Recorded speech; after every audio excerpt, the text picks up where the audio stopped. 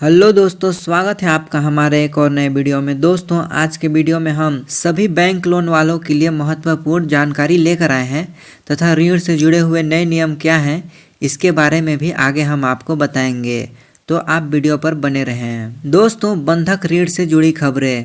बंधक ऋण लेने वाले ग्राहकों के लिए 2025 में कुछ बदलाव किए गए हैं, जैसे ब्याज दरों में कमी। 2025 में बंधक ऋण की ब्याज दरों में 0.25% की कमी हुई है, जिसका मकान खरीदने वालों को राहत मिलेगी। दूसरा है डिजिटल लेन देन। अब बंधक ऋण का आवेदन ऑनलाइन माध्यम से किया जा सकता है। इससे प्रक्रिया तेज और आसान हो गई है। तीसरा, लोन सीमा में वृद्धि। शहरी क्षेत्रों में बंधक ऋण के लिए लोन सीमा 1 करोड़ से बढ़ाकर 1.5 करोड़ कर दी गई है। इसके अलावा दोस्तों, असुरक्षित ऋण से जुड़ी खबरें।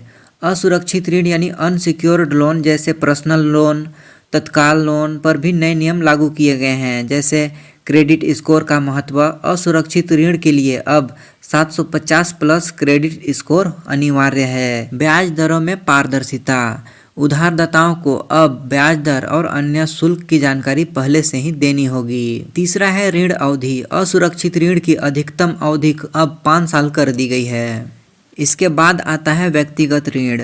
व्यक्तिगत ऋण यानी पर्सनल लोन से संबंधित नए बदलाव हैं, जैसे महिलाओं के लिए विशेष छूट। महिलाओं के लिए ब्याज दर में 0.5% की छूट की गई है। दूसरा है डिजिटल प्रोसेसिंग। व्यक्तिगत ऋण की स्वीकृति प्रक्रिया अब पूरी तरह से ऑनलाइन हो गई है। तीसरा, प्रोसेसिंग शुल्क की सीमा। प्रोसेसिंग शुल्क को अधिकतम 1% तक सीमित कर दिया गया है। इसके बाद है व्यापार ऋण। व्यापारियों के लिए व्यापार ऋण यानी बिजनेस लोन के नियम में कुछ सुधार किए गए हैं। पहला, स्टार्टअप्स के लिए विशेष योजनाएं। नए स्टार्टअप को 2 साल तक के लिए ब्याज राहत ऋण की सुविधा दी जा रही है। दूसरा है को लेंडिंग मॉडल। बैंक और NBFC अब मिलाकर व्यापार ऋण प्रदान कर सकते हैं। तीसरा है लोन सीमा। व्यापार ऋण की सीमा को बढ़ाकर 50 लाख से 1 करोड़ कर दिया गया है। इसके अलावा दोस्तों, अनर्जक ऋण। अनर्जक ऋण यानी नॉन परफॉर्मिंग एसेट्स या NPA पर सख्त निगरानी रखी जा रही है। पहला, सख्त वसूली नियम। अनर्जक ऋण की वसूली के लिए कानूनी प्रक्रियाओं को तेज किया गया है। दूसरा, डिफॉल्टिंग की सूची बनाई गई है। RBI ने उच्च जोखिम वाले उधारदाताओं की सूची की साझा की है। NPM कम करने का भी लक्ष्य रखा गया है। 2025 से 5% कम करने का निर्देश दिया गया है। इसके बाद आता है दोस्तों विद्यार्थी ऋण। विद्यार्थी ऋण यानी स्टूडेंट लोन के नियमों में कई बदलाव किए गए हैं। पहला, लोन अवधि में वृद्धि। अब विद्यार्थियों को ऋण चुकाने के लिए 20 साल तक की अवधि दी जाएगी। दूसरा, ब्याज दर। 7.5 लाख के विद्यार्थी ऋण पर ब्याज दर को 1% घटाया गया है।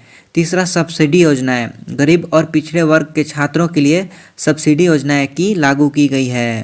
तथा तत्काल ऋण। तत्काल ऋण पर भी कुछ निर्देश दिए गए हैं, जैसे तेज स्वीकृति। तत्काल ऋण का आवेदन अब 5 मिनट में स्वीकृत होगा।